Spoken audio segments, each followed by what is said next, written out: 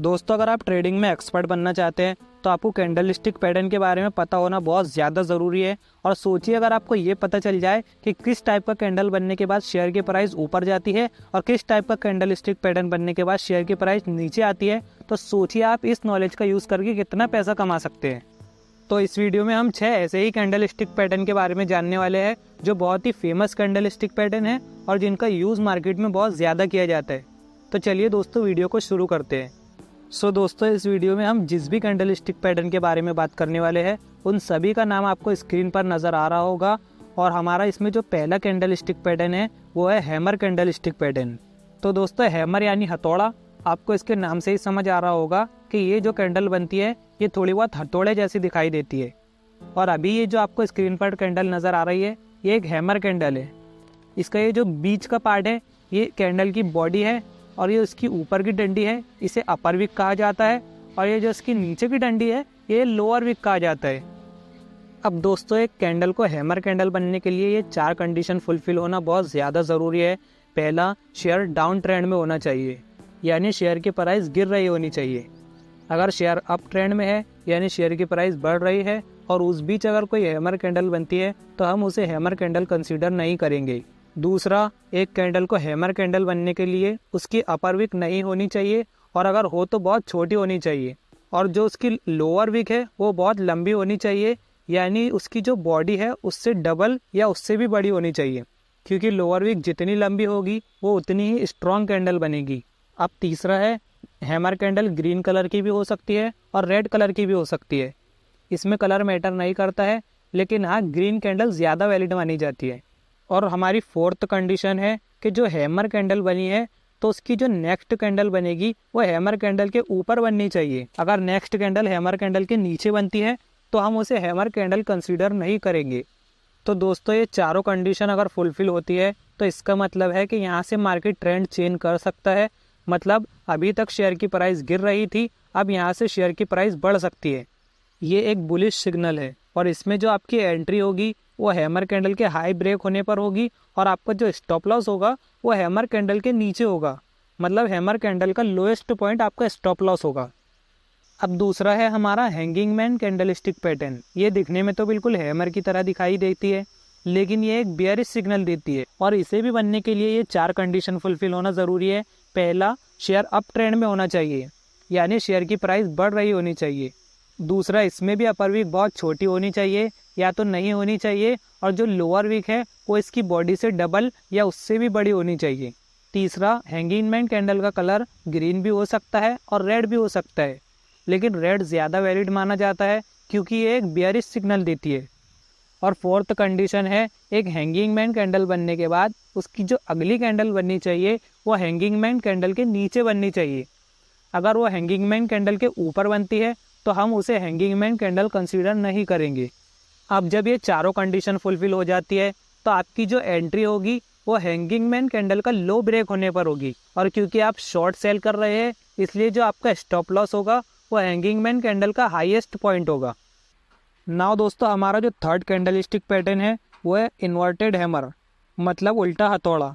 इसमें जो कैंडल बनती है वो आपको थोड़ी बहुत उल्टे हथौड़े जैसी दिखाई देंगी और इसकी भी 4 कंडीशन है, जिसमें से 3 तो सेम है बिल्कुल हैमर की तरह, बस एक कंडीशन अलग है, वो भी मैं आपको बता देता हूँ।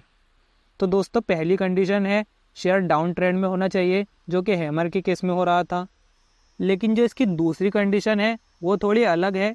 इसमें जो कैंडल की अपर विक होनी चाहिए वो लंबी होनी चाहिए और जो लोअर विक होनी चाहिए वो छोटी होनी चाहिए या तो नहीं होनी चाहिए, जबकि हमको हैमर में लोअर विक लंबी चाहिए थी और अपर विक छोटी चाहिए थी। और तीसरा, इन्वर्टेड हैमर भी ग्रीन या रेड किसी भी कलर की हो सकती है, लेकिन ग्रीन हो तो बेटर है क्योंकि ये एक बुलिश सिग्नल देती है। और 4th कंडीशन भी सेम है, इन्वर्टेड हैमर के बाद वाली कैंडल उसके ऊपर बननी चाहिए। अगर नीचे बनती है तो हम उसे इन्वर्टेड हैमर कंसीडर नहीं करेंगे। और जब ये चारों कंडीशन फुलफिल हो जाती है तो आपकी जो इसमें एंट्री होगी वो इन्वर्टेड हैमर का हाई ब्रेक होने पर होगी और जो आपका स्टॉप लॉस होगा वो इन्वर्टेड हैमर का लोएस्ट पॉइंट होगा। नाउ दोस्तों, हमारी जो 4th नंबर की कैंडल स्टिक पैटर्न है उसका नाम है शूटिंग स्टार। ये दिखने में तो बिल्कुल इन्वर्टेड हैमर की तरह ही दिखाई देती है, बस फर्क इतना है कि ये अप ट्रेंड में बनती है और बेयरिश सिग्नल देती है। जबकि इन्वर्टेड हैमर डाउन ट्रेंड में बनती है और बुलिश सिग्नल देती है। तो दोस्तों शूटिंग स्टार कैंडल बनने के लिए भी 4 कंडीशन फुलफिल होना ज़रूरी है। पहला, शेयर अप ट्रेंड में होना चाहिए, यानी शेयर की प्राइस बढ़ रही होनी चाहिए। दूसरा, शूटिंग स्टार में जो अपर विक है वो लॉन्ग होनी चाहिए और जो लोअर विक है वो छोटी होनी चाहिए या तो नहीं होनी चाहिए, बिल्कुल इन्वर्टेड हैमर की तरह। और तीसरा, शूटिंग स्टार कैंडल ग्रीन भी हो सकती है और रेड भी हो सकती है, लेकिन रेड हो तो ज़्यादा वैलिड सिग्नल माना जाता है क्योंकि ये एक बेयरिश सिग्नल देती है। और चौथा, शूटिंग स्टार कैंडल बनने के बाद उसकी जो नेक्स्ट कैंडल बननी चाहिए वो शूटिंग स्टार कैंडल से नीचे बननी चाहिए, तभी हम कंफर्म हो सकते हैं कि यहाँ से प्राइस गिर सकती है। अगर next candle shooting star candle से ऊपर बनती है तो हम उसे शूटिंग स्टार कंसीडर नहीं करेंगे। और अगर आप इसमें शॉर्ट सेल करते हैं तो शूटिंग स्टार के बाद जो नेक्स्ट कैंडल बनेगी वहाँ आपकी एंट्री होगी और जो शूटिंग स्टार का हाईएस्ट पॉइंट होगा वो आपका स्टॉप लॉस होगा। नाउ दोस्तों, हमारा जो 5 नंबर का कैंडल स्टिक पैटर्न है वो है बुलिश एंगल फिन, और आपको इसके नाम से ही पता लग रहा होगा कि ये एक बुलिश सिग्नल देती है। तो जब भी मार्केट में डाउन ट्रेंड चल रहा होता है और उसके बाद एक ऐसी रेड कैंडल बनती है और उस रेड कैंडल के बाद एक ऐसी ग्रीन कैंडल बनती है जो उस रेड कैंडल को अपने अंदर पूरी तरह से एंगल्फ कर लेती है, यानी अपने अंदर पूरी तरह से ढक लेती है, तो इसे कहते हैं बुलिश एंगल फिन। इसमें हमारी जो सेकंड ग्रीन कैंडल है वो रेड कैंडल के नीचे ओपन होनी चाहिए और उस रेड कैंडल के ऊपर क्लोज होनी चाहिए, तभी वो अपने अंदर रेड कैंडल को पूरी तरह से एंगल्फ कर पाएगी। तो जब भी इस तरीके का पैटर्न बनता है तो इसका मतलब होता है कि यहाँ से शेयर की प्राइस बढ़ सकती है और आप यहाँ पर बाय कर सकते हैं।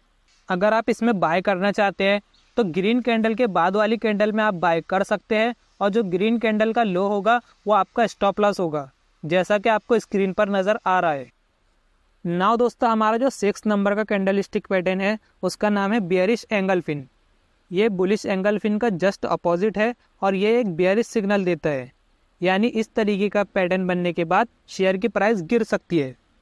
तो जब भी कभी शेयर अप ट्रेंड में हो और एक ग्रीन कैंडल आती है और उसके बाद एक बड़ी सी रेड कैंडल आती है जो कि ग्रीन कैंडल को अपने अंदर पूरी तरीके से एंगल्फ कर लेती है, यानी अपने अंदर ढक लेती है, तो ये एक बियरिश एंगल फिन है। इसे बियरिश एंगल फिन कहते हैं। जैसा कि अभी आपको स्क्रीन पर 2 कैंडल नज़र आ रही है और हमारी जो ग्रीन कैंडल है उसको रेड कैंडल ने पूरी तरह से अपने अंदर एंगल्फ कर लिया है, मतलब ढक लिया है, तो ये एक बियरिश एंगल फिन है। और जब भी कभी इस तरीके का पैटर्न बनता है तो आप शॉर्ट सेल कर सकते हैं। और अगर आप शॉर्ट सेल करना चाहते हैं तो उस रेड कैंडल के बाद वाली कैंडल में आप एंट्री ले सकते हैं और उसका रेड कैंडल का हाईएस्ट पॉइंट आपका स्टॉप लॉस होगा। तो दोस्तों, ये थे वो 6 कैंडल स्टिक पैटर्न जिनका यूज़ करके आप इजीली पता लगा सकते हैं कि शेयर की प्राइस ऊपर जाएगी या नीचे। और इसके अलावा भी बहुत सारे कैंडल स्टिक पैटर्न हैं, जैसा कि dark cloud cover, bullish harami, bearish harami, morning star, evening star, bullish kicker, bearish kicker, dragon flight doji और डोजी स्टार, और भी बहुत सारे कैंडल स्टिक पैटर्न हैं। अगर आप चाहते हैं कि हम उनके ऊपर भी वीडियो बनाएं तो कमेंट करके ज़रूर बताइए। और अगर आपके पास भी अपना डीमेट अकाउंट नहीं है तो मैंने एंजल वन और अपस्टॉक दोनों का लिंक डिस्क्रिप्शन में दे दिया है, आप वहां जाकर अपना बिल्कुल फ्री में डीमेट अकाउंट खुलवा सकते हैं। और वीडियो पसंद आई है तो वीडियो को लाइक ज़रूर कीजिए और इसी तरीके की और वीडियो देखने के लिए हमारे चैनल को सब्सक्राइब कीजिए। मिलते हैं नेक्स्ट वीडियो में, तब तक के लिए बाय।